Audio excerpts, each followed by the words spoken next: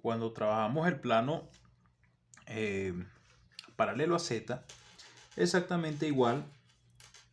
Vamos a trazar aquí el plano paralelo a Z. Entonces aquí tendríamos F de alfa, L de alfa y aquí H de alfa. Entonces bien, vemos que el primer paso es la recta axonométrica. La recta axonométrica la encuentro acá entre estos dos puntos. Y repitiendo lo que hicimos con los casos anteriores de la recta axonométrica de alfa, yo tengo que ubicar los puntos 1, 2 y 3. Entonces veamos lo siguiente. Aquí me queda el punto 1. Aquí tenemos el punto 1. Por cierto, si yo, ahorita podemos hacer un ejemplo. Si yo no diviso de esta manera el punto 1, bueno, eso no es mal de morirse.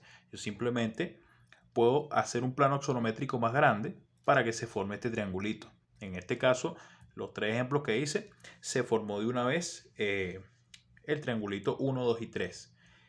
Que el triangulito 1, 2 y 3 está formado por dos de las trazas y la recta axonométrica. Tengo aquí F, tengo aquí L y aquí la recta axonométrica. Aquí tengo L, aquí tengo F y aquí la recta axonométrica. Y aquí voy a tener H, F y la recta axonométrica. Trataremos de hacer un caso donde esto no ocurra tan fácil. Entonces, bueno, vamos a nombrar aquí el 3, que está batido.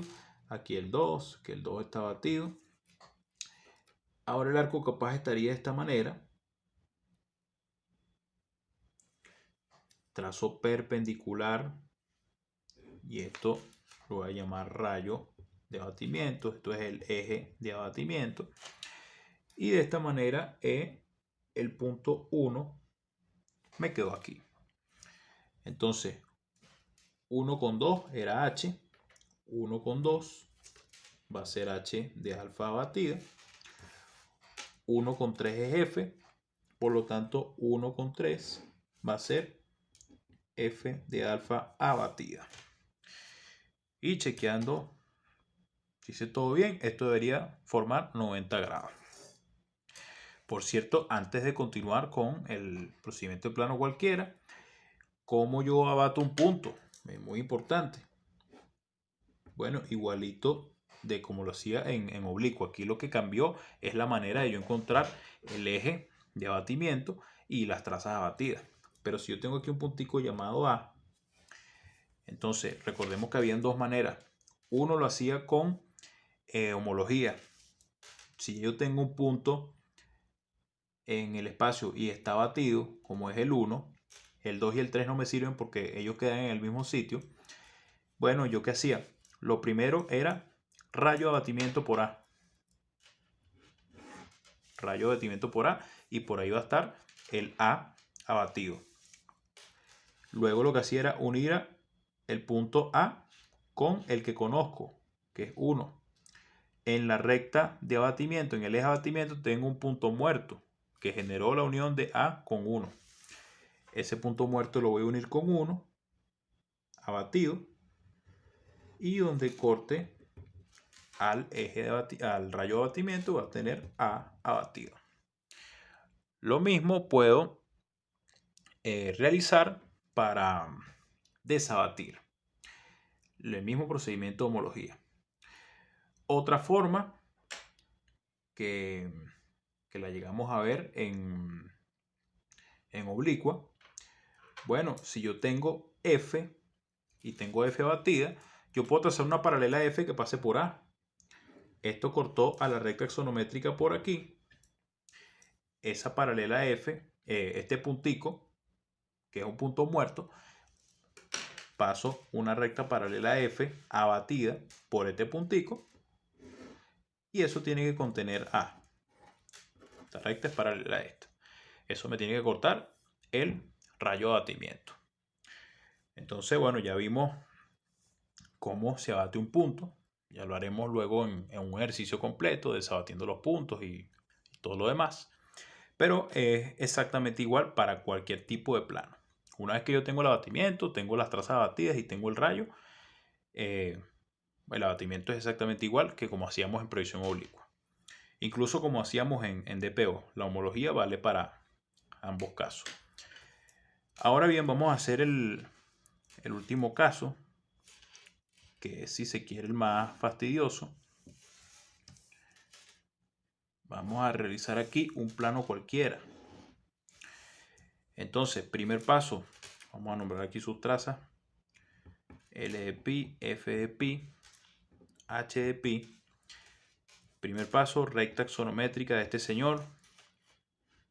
Entonces esto es recta axonométrica de pi.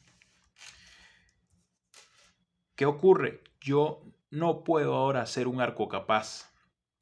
Aquí se van a seguir formando el triangulito 1, 2 y 3. 2 está batido, 3 está batido.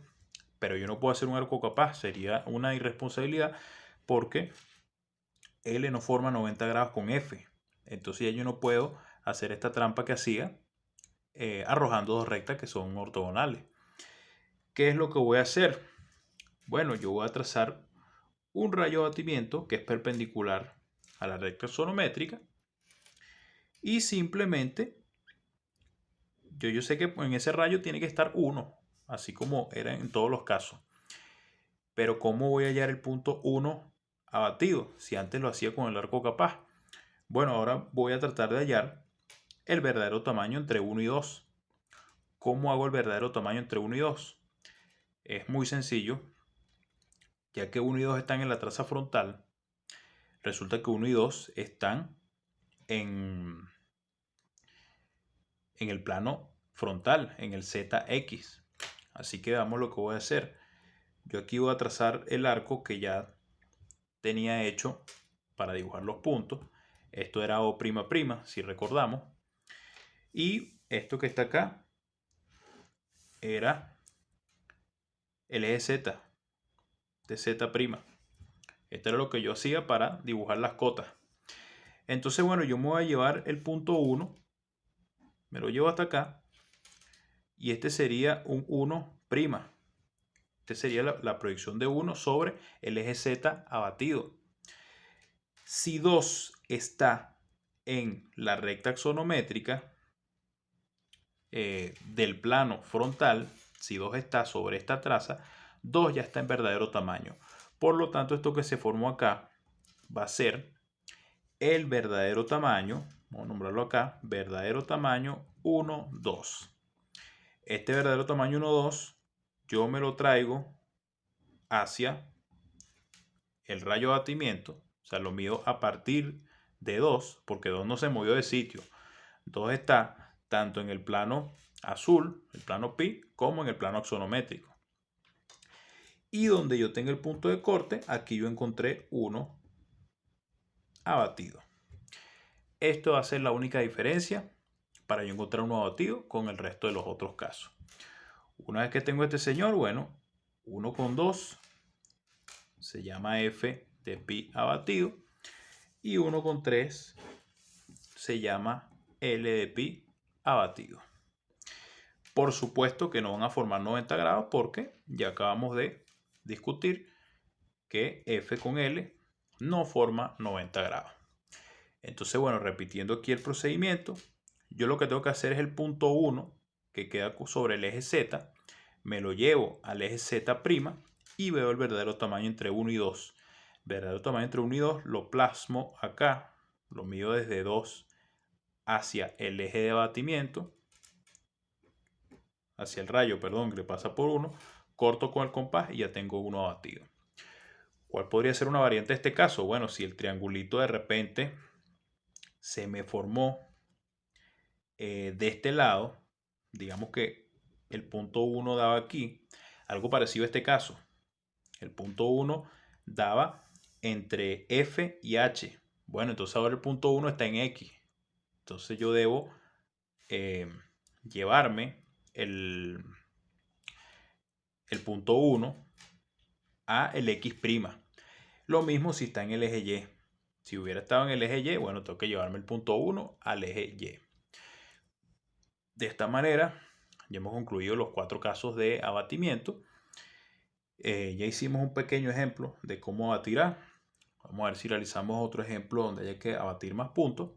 Pero en general ya tenemos los procedimientos completos para abatir y por ende tenemos los procedimientos completos para trabajar con la proyección axonométrica.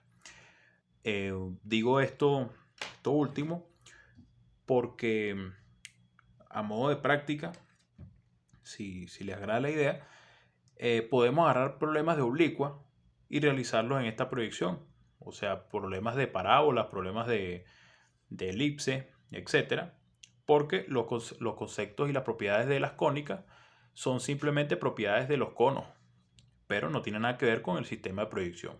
Esos dibujos yo los puedo realizar en DPO, en oblicua, en axonometría, incluso los podría hacer en acotada.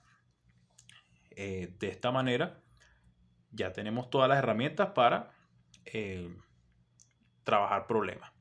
Para esta segunda parte de la materia veremos lo que es la penetración de sólidos, que al igual que las cónicas es una particularidad para yo interceptar los sólidos. Pero las herramientas, repito, las herramientas como el abatimiento, la perpendicularidad, intersección, etc., ya eso lo tenemos cubierto, ya eso es parte del sistema de proyección.